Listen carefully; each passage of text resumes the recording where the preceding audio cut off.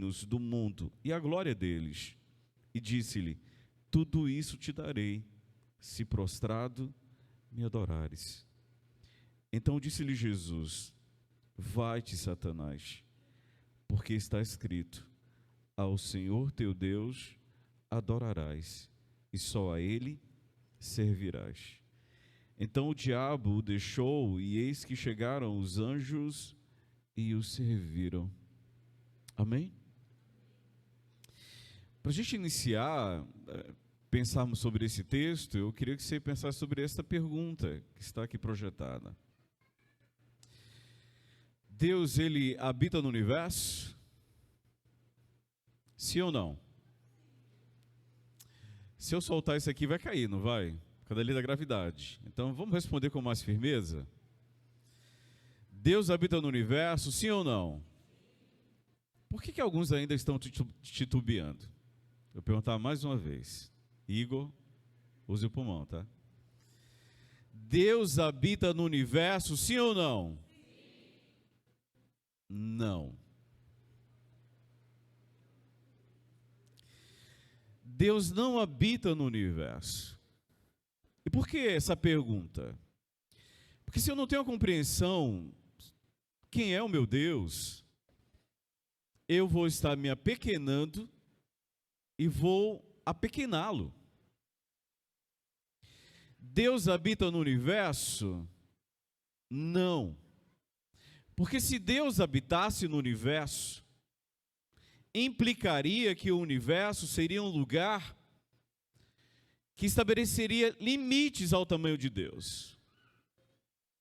Lógico, o universo seria maior que Deus. Então Deus, Ele não habita no universo. O universo habita em Deus. Paulo diz que nele nos movemos e existimos. Se eu subir aos céus, lá estás. Se eu descer ao mais profundo abismo, lá estás também. O salmista diz: como poderei me ausentar? Não há uma criação a qual está suportando Deus. Deus suporta a sua criação. E por que isso é importante? Os sociólogos costumam dizer que nenhuma sociedade é maior do que a concepção que ela tem do seu Deus. Se eu compreendo que o meu Deus é um rato, os hinduístas vão viver como ratos. Se eu compreendo que o meu Deus, Ele é maior que o universo, eu vou palidamente olhar a eternidade. Compreender quem é Deus é essencial na nossa jornada. Por isso Deus, Ele não habita no universo. O universo habita em Deus. Quando olhamos as estrelas, perguntamos, né? E até aqueles que são descrentes, eles olham as estrelas e perguntam se tem alguém lá.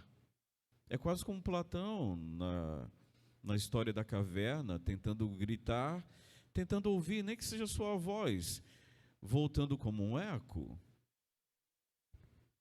Porém, todos que estão hoje observando o universo, estão querendo saber se tem vida inteligente lá. Quando olhamos o tamanho do universo, nos perguntamos, será que Deus realmente se importa com a gente? Criaturas tão pequenas, criaturas que têm uma insignificância. Nessa compreensão de Deus, amados, eu gosto muito das palavras de Agostinho. Hoje nós estamos vivendo um conflito entre Israel e Hamas, e isso tem desencadeado no mundo todo outros conflitos. E aí você começa a olhar novamente as chamadas religiões monoteístas, o cristianismo, o judaísmo e o islamismo. A nossa compreensão de Deus, ela é diferente do judaísmo e é diferente do islamismo.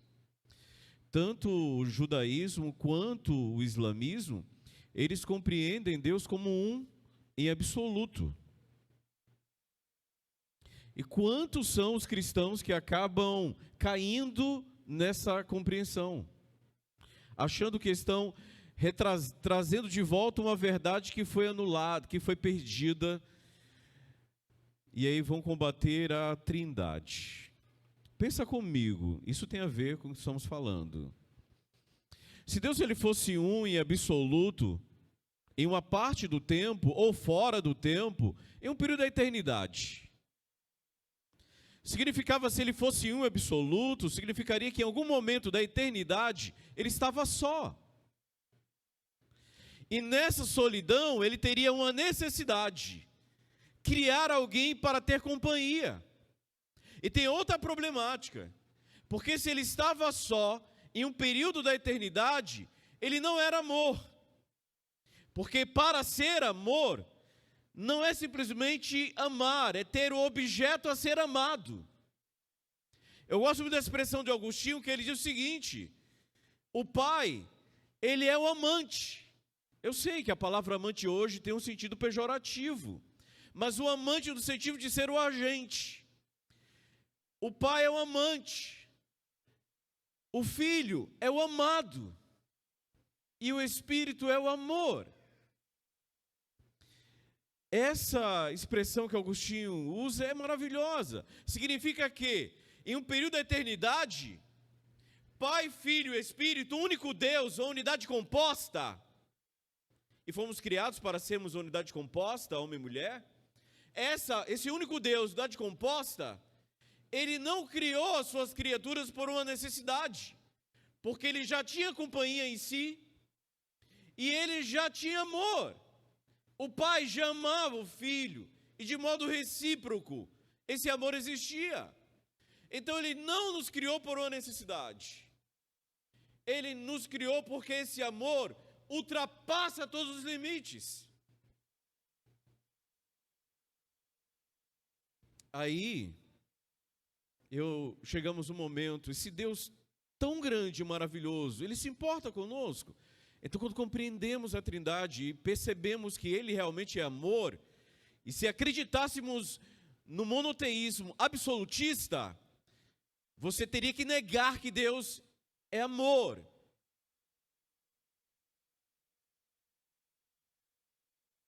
Eu tenho, às vezes, dó daqueles que abandonaram a crença na Trindade. Mais ainda porque, se você não acredita na Trindade, você é um idólatra.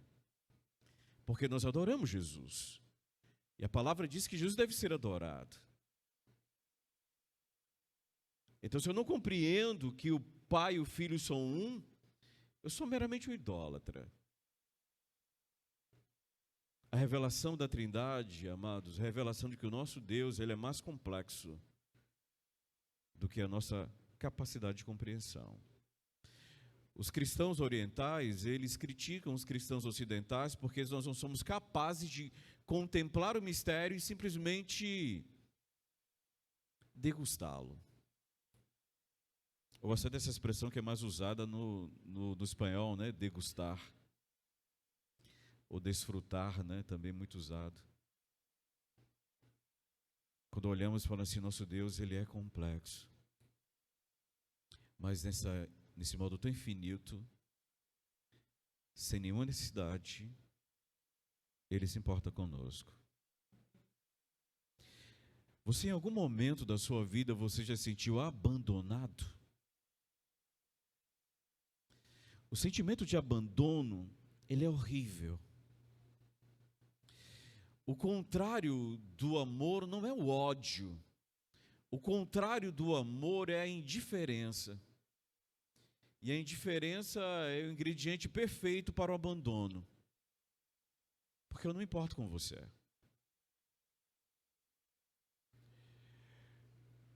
Há um número cada vez maior de crianças que estão nascendo sem o registro paterno. Graças a Deus, as mulheres ainda preservam esse cuidado. Quando a mulher abandona o filho, ainda é notícia. quando um homem abandona o seu filho, já não é mais notícia. O número só vem aumentando de filhos sem o registro paterno. Essas crianças vão crescer com um sentimento de abandono. É curioso isso. Não está passando, porque se mexer, para de funcionar. Dá um toque novamente, por gentileza.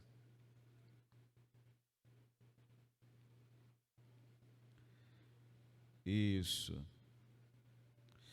Esse cachorro, ele teve uma família, mas em algum momento essa família o abandonou. Ele foi encontrado meses depois e é nítido no olhar dele a tristeza pelo abandono. Óbvio, quando você tem um cachorro que está numa situação de rua, ele não tem aquele carinho, ele não tem aquele cuidado, então ele se adaptou a isso. Mas um cachorro que cresce em uma família, que aprende a ter carinho, cuidado, quando é abandonado, ele sente uma tristeza profunda. Quando ele foi encontrado, o seu olhar deixava claro o sentimento de abandono. Ele teve um final feliz. Ele foi recolhido, adotado, teve um final feliz.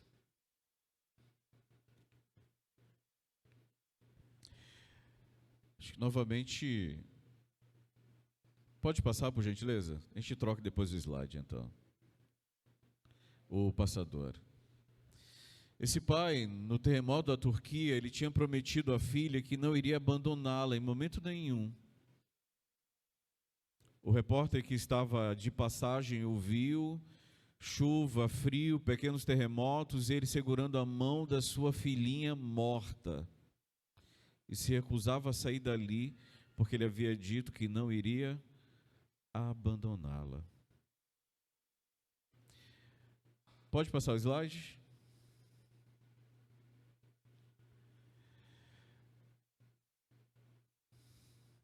Só dado de curiosidade. Você está lutando para o seu filho vir para a igreja. Olha que coisa interessante. Se os dois, pai e mãe, virem para a igreja junto com o filho, a probabilidade do filho permanecer na igreja é de 72%. Se só a mãe vai com o filho, um parente, apenas um parente vem, a probabilidade de ele ficar na igreja é apenas 6%. Porém, se a mãe for, só a mãe e o filho, a probabilidade de ficar na igreja é de 15%. Mas se for apenas o pai, a probabilidade de ele ficar na igreja é de 55%. O feminismo está discutindo qual é o papel do homem na sociedade, para que ele serve. E nós não fazemos ideia como o conceito de paternidade muda a nossa vida. De modo geral, quando a criança ela sente dor, ela corre em direção à mãe. Mas quando ela sente medo, ela corre em direção ao pai.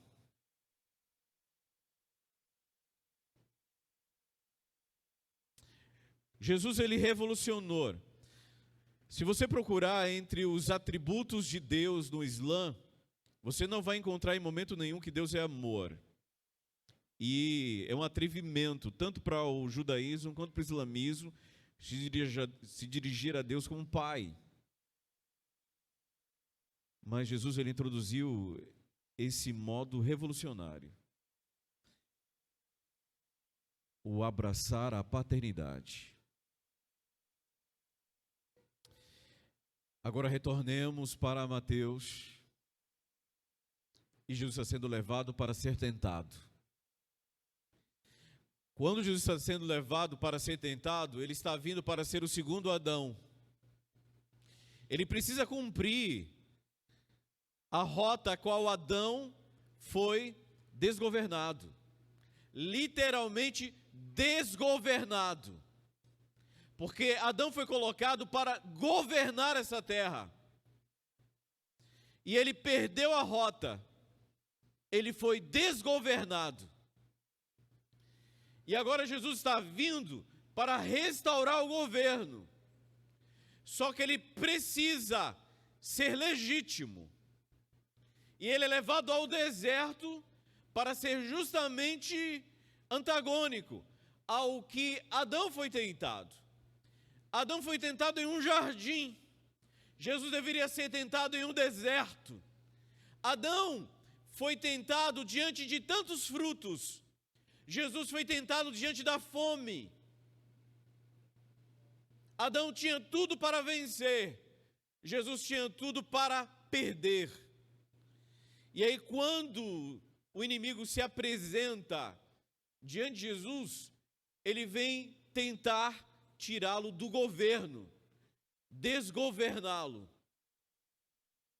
E aí, ele vai fazer uma pergunta que literalmente é a maior tentação. E essa tentação que Satanás vai lançar sobre Cristo é algo que muito abalou a ele, o abalou. Porque quando Jesus foi ser batizado, quando João Batista o batizou, houve uma declaração do céu. E essa declaração do céu foi uma declaração de paternidade. Este é o meu filho amado, em quem eu tenho prazer. Quem estava presente pôde ouvir. Os demônios ouviram. O inimigo ouviu. E ele queria destruir este filho. Por isso, quando Satanás se apresenta, ele vai trazer justamente a dúvida que ele plantou no coração de Eva e foi transportada ao coração de Adão. Será que Deus realmente se importa com você ou Ele está te negando os teus direitos? É curioso que até hoje nós olhamos sempre autoridades desse modo. As autoridades sempre são objetos de desconfiança. Óbvio, são humanos, mas podemos facilmente transportar essa relação com autoridades terrenas em direção à autoridade divina. Pessoas que não acreditam em Deus assimilam muito a autoridade de Deus à autoridade terrena. E acabam se relacionando do mesmo jeito. Por isso Satanás ele vai fazer uma pergunta, mas nessa pergunta ele lança a semente da dúvida. Se tu és o Filho de Deus.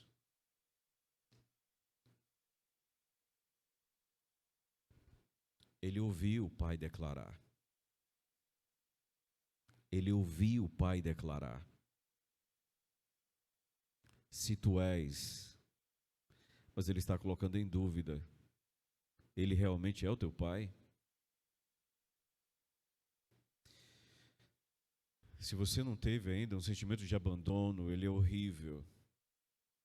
E às vezes acontece isso na própria igreja em relação a Deus. Se você não teve isso em algum momento, eu já passei por uma crise assim. De você começar a desconfiar se Deus ele realmente está cuidando de você ou não. Principalmente diante de problemas, diante de dificuldades que aparentemente para os outros é fáceis, as coisas estão fluindo e para você é extremamente difícil.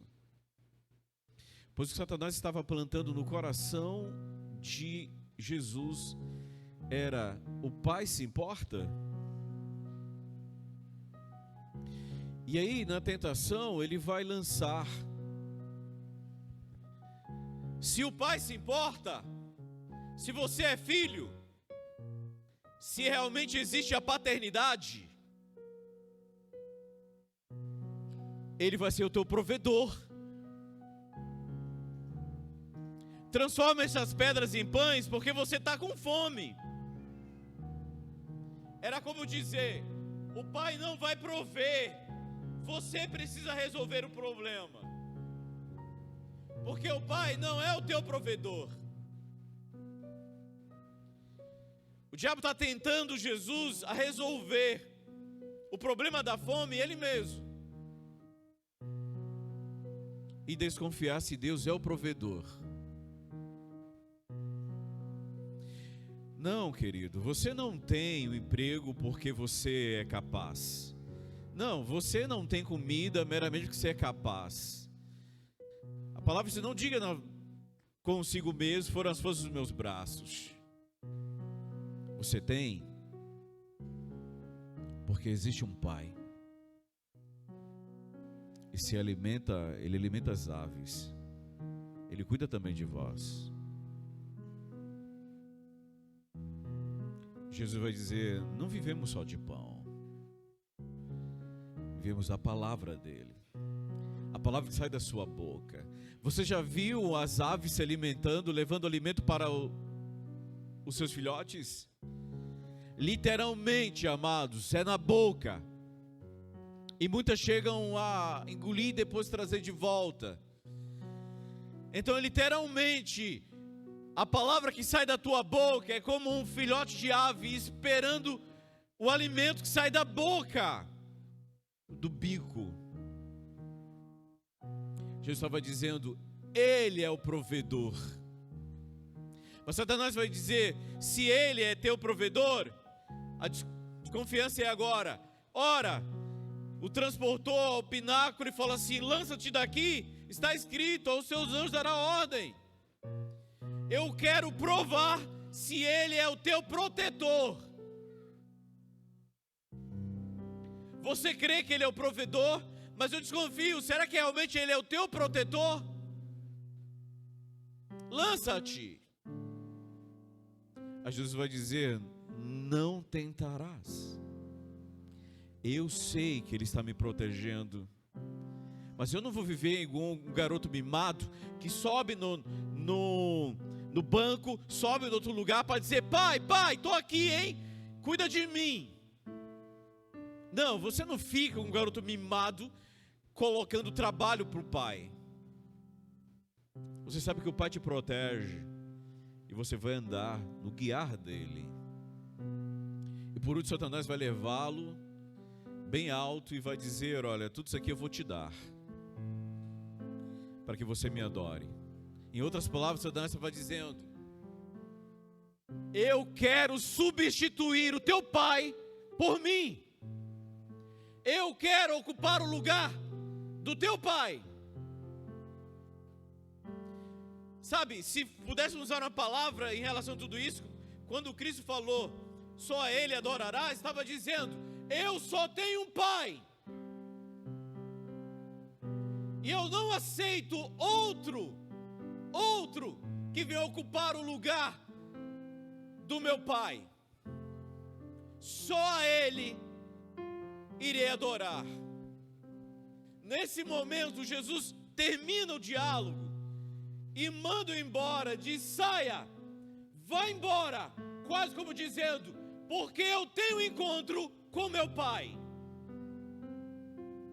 E naquele momento os anjos se apresentam para dizer: estávamos aqui e estamos trazendo o provento, porque quem nos mandou foi o Pai.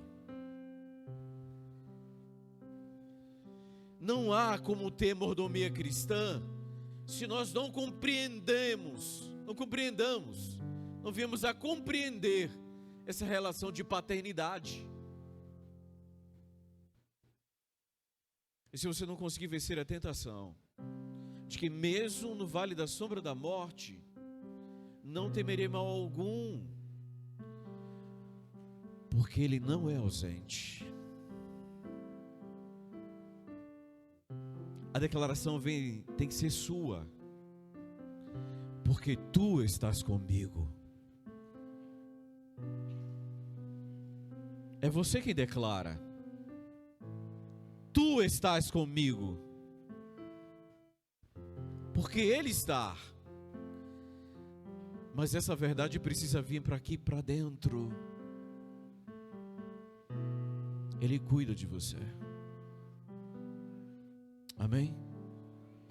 Nessa jornada de mordomia cristã, eu preciso compreender que eu tenho Pai.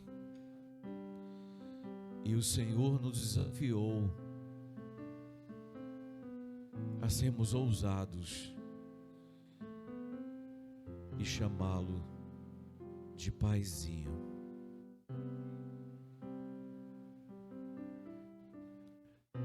Painho, papi, mas se dirigir a Ele como um Deus que não necessitava de nós, mas nos criou, porque Ele é amor. Ele não nos abandonou. Ele está com você. Você crê nessa palavra? Feche seus olhos. Amado Deus, querido Pai, obrigado, Senhor. Obrigado porque a Tua misericórdia dura para sempre. Obrigado porque Tu és o nosso protetor e nosso provedor. E não temos ninguém além de Ti, porque Tu és o nosso Pai. Nós, Teus filhos, queremos ser como Jesus, filhos que agradem o Teu coração. Obrigado por Tua misericórdia e bondade, pelo Teu amor. Em nome do nosso irmão mais velho, em nome do nosso Senhor, em nome de Jesus, Teu Filho amado. Amém.